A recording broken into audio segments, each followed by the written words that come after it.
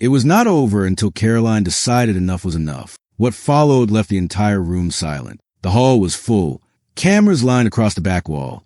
Lenses fixed on the podium where Karoline Leavitt stood steady and self-assured. She was used to difficult audiences, but today carried a different weight. The Washington, D.C. briefing room buzzed with expectation, a heavy silence underneath the chatter. She adjusted the microphone. "Good afternoon, everyone. Let's begin." Immediately, hands shot up across the crowd, reporters eager to be first with their question. Karoline pointed to a familiar journalist from a major network who asked about the administration's new tax policy. She answered with ease, giving a polished response that came naturally with experience. Then came another question on education reform. Karoline responded without pause. She had faced this many times before. Hold steady, stay in control, and guide the press with confidence. But that was when the shift came. A sharper voice rose above the rest. "Miss Leavitt, let's talk about the real issue here." It was her.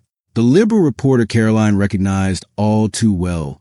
Always confrontational, always pressing for controversy. Sitting up front, leaning in with a half smile, pen tapping lightly against her notes. Karoline kept her composure. "Go ahead." The reporter jumped in quickly. "Do you believe the administration's policies are intentionally built to suppress certain communities? Because data shows." Karoline raised her hand. "I have answered that before. The administration is focused on policies that help all Americans, regardless of background. If you would like to discuss today's topic, I am glad to continue." A quiet ripple went through the room, but the reporter pressed on.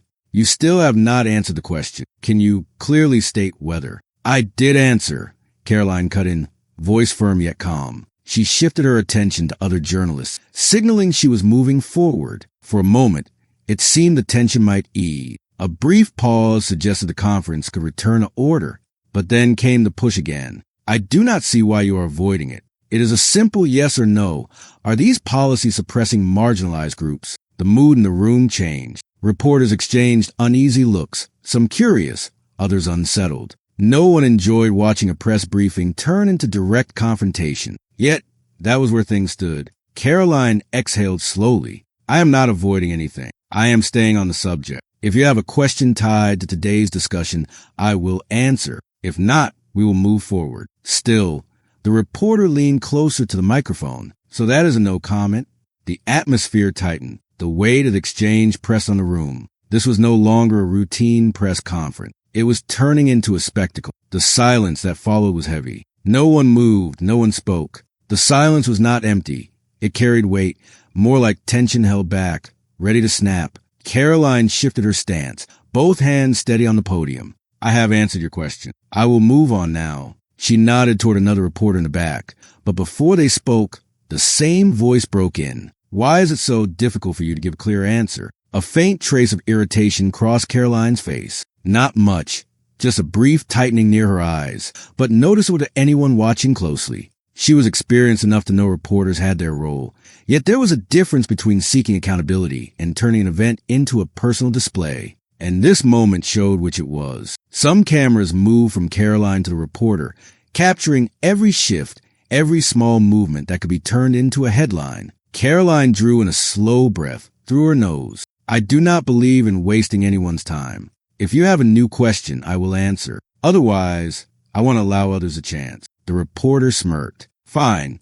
New question. Why is this administration so afraid of transparency?" A few hushed gasps spread through the room. Several reporters scribbled notes quickly, sensing the exchange was becoming something bigger. Karoline blinked deliberately, the only sign that the remark had landed.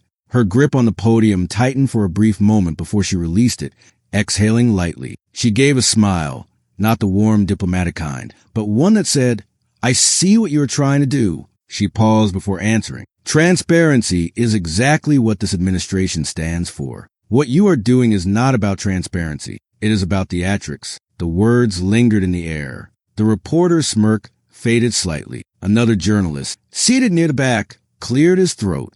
"Karoline, if I could," but once again the same voice cut in. "So you dismiss real concerns as theatrics?" The American people deserve genuine answers. The cameras caught every detail. The slight angle of Karoline's head, the restless movement of other reporters. Some were visibly frustrated that the briefing had been derailed. A veteran journalist, covering politics for decades, leaned back and muttered to a colleague, This is not journalism. This is performance. But the reporter did not care. She knew what she was doing. The longer she kept the exchange alive, the greater the chance it would go viral. A confrontation like this was perfect for social media. Karoline recognized it too. She had a choice: respond and add fuel, or shut it down completely. She sighed and looked toward security standing to the side. She did not need words. Her gaze alone was enough. The room tensed. Everyone understood what it meant. This was no longer just back and forth.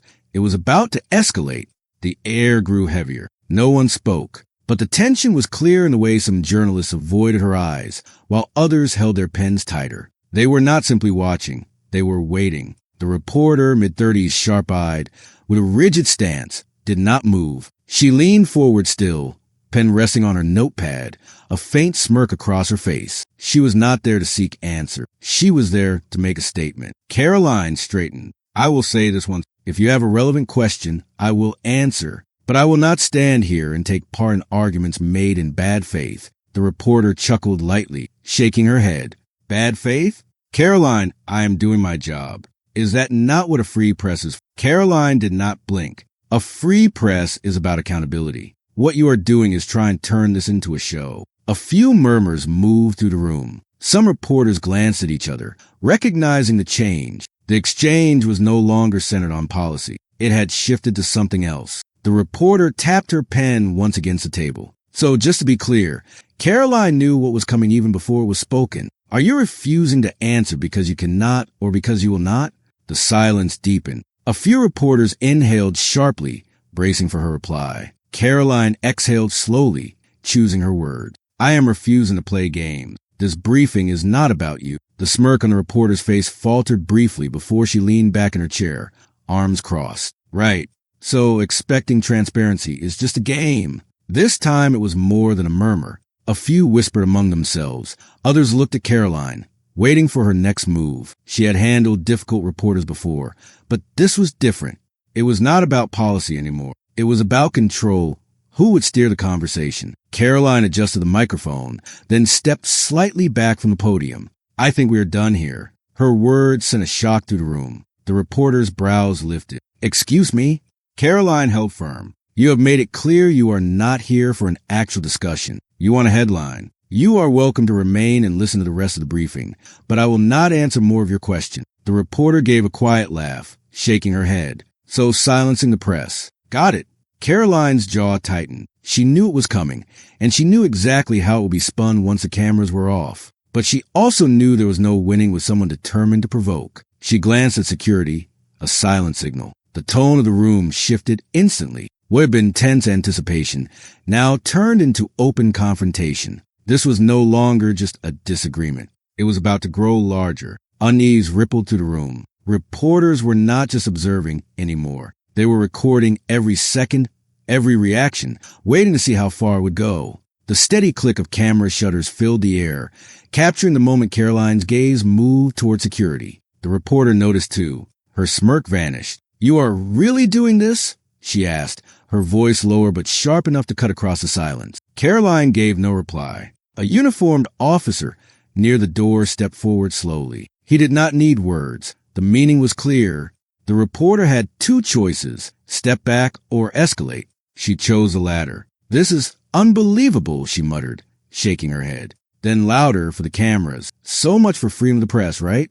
Karoline remained still. Freedom of the press does not mean hijacking a press conference. The reporter gave a dry laugh, scanning the room as though inviting others to support her. Some reporters shifted uneasily. A few scribbled notes, but none spoke. The officer moved another step closer. For a split second, the reporter hesitated. She could hold her ground, force him to remove her, and create a viral moment. Or she could walk out and frame the story on her terms. Karoline saw the decision forming. The reporter reached for her notepad, stood, and adjusted the strap of her bag. This is a disgrace, she muttered under her breath, just loud enough for microphones to catch. Then, one final remark before leaving. You can remove me, but you cannot silence the truth. Karoline did not reply. The door closed behind her, and just like that, it was over, or at least it should have been. The silence that followed was heavy. No one was sure what to do next. Cameras still rolled. Some reporters looked down, pretending to write. Others simply stared. Then a voice rose from the back. Karoline, do you think this was the right choice? She turned to face him. I think it was necessary. Another question came. Do you not think this will backfire? She knew it would. She knew before she even left the room that the internet would be flooded with clips. She could already see the headlines. Karoline Leavitt removed reporter for asking tough questions. Did it matter? She stood straighter. We are here to have discussions, not disruption. If anyone has real questions, I will answer them. After a brief pause, a hand slowly rose. The briefing continued, but the real storm was only beginning. Within minutes, the footage spread quickly. By the time Karoline stepped down from the podium, her name was already trending. As she walked toward her office, her phone buzzed. Staff members waited near the hallway, whispering, their eyes moving between screens and the door the reporter had left through. She did not need to check her notifications to know what was happening. The clip was everywhere. One had caught up beside her, phone in hand. It is already trending. Hashtag silencing the press is spreading fast. Karoline breathed out through her nose. Of course it is. The aide hesitated. Major outlets are running it. Some headlines are neutral, just reporting. But others, she trailed off, scrolling. Asterisk Leavitt shuts down press freedom. Reporter scored it out for speaking truth to power. Asterisk. Karoline stopped walking. Speaking truth, she repeated with half a laugh and half a scoff. It was not truth. It was performance. The aide nodded. It did not matter. That was not how it was being framed. Karoline had seen it coming the moment her eyes met security. These scenes have become almost predictable. Strip away context, add a tense clip, attach a dramatic headline, and the outrage machine would handle the rest. Still, as frustrating as it was, she refused to panic. Politics had taught her that narratives could always shift. What about our base? She asked, pushing into her office. The aide followed close behind. They are standing with you. Conservative voices are calling it a win, praising your composure. The usual names are defending you. Karoline nodded. And the White House? They are keeping their distance, the aide admitted, but not condemning you yet. That last line lingered. Karoline leaned against her desk, arms folded. The aide did not need to ask who she was thinking of. Glancing at her screen again, she muttered, she's already leaning in. Just went live, calling it a chilling moment for press freedom. Eyes lifting, the aide added, she's booked across every major network. Of course she was. Karoline tilted her head back, staring at the ceiling before pushing off the desk. She wanted this, she murmured, and we handed it to her. The aide bit her lip. So what is the move? Karoline did not respond at once. She walked a window, watching the street below where reporters were already gathering. The choice was clear. Stay quiet and let the frenzy pass, or act before the narrative hardened. Her jaw tightened. The fight was far from finished. If anything, it was just beginning. Outside, noise was rising. Cameras pointed toward the entrance, reporters crowding the sidewalk for a statement. Inside, Karoline stood still, hands on her desk, while her aide scrolled through endless headlines. It's split, the aide finally said. Some call it justified, saying you handle a disruption the way any press secretary should. Others, she hesitated, then sighed, they are casting it as an attack on democracy. Karoline smirked, shaking her head. An attack on democracy? For escorting out a reporter who broke the rules. The aide stayed silent. Both knew the truth carried little weight in a storm of digital outrage. A second aide entered, phone in hand. She just posted her full statement. Karoline inhaled deeply. Let's hear it. He read aloud. Today I was removed from a press conference for doing my job, asking tough questions. This administration says it values transparency, but when faced with real scrutiny, it silences the press. This should alarm every American who believes in accountability and free speech. Karoline gave a short laugh, and no mention of how she disrupted the event. The aide shook his head. No, she is just casting herself as a victim. Predictable, the selective editing, the careful framing, the sweeping claims of suppression. Karoline had seen the tactic many times. Her instinct was to strike back, hold a briefing, walk through the events, remind the public that removing a disruptive reporter was not silencing the press. But she also knew that engaging meant prolonging the cycle. Turning back to the window, she spotted another news van arriving, yet another microphone ready. Coverage was not slowing down. She drummed her fingers on the desk. What is our strongest play? The first aide hesitated. We could release the full unedited video before her version gains too much traction. Show how many times you warned her before security acted. The second aide nodded. That way it looks transparent, not defensive. Karoline considered. It was smart, let facts speak. But she also knew perception won battles, not fact alone. Notifications flooded her phone, each headline confirming what she already imagined. Outrage panels, dissecting op-eds, endless segments. She drew a long breath and nodded. Release it.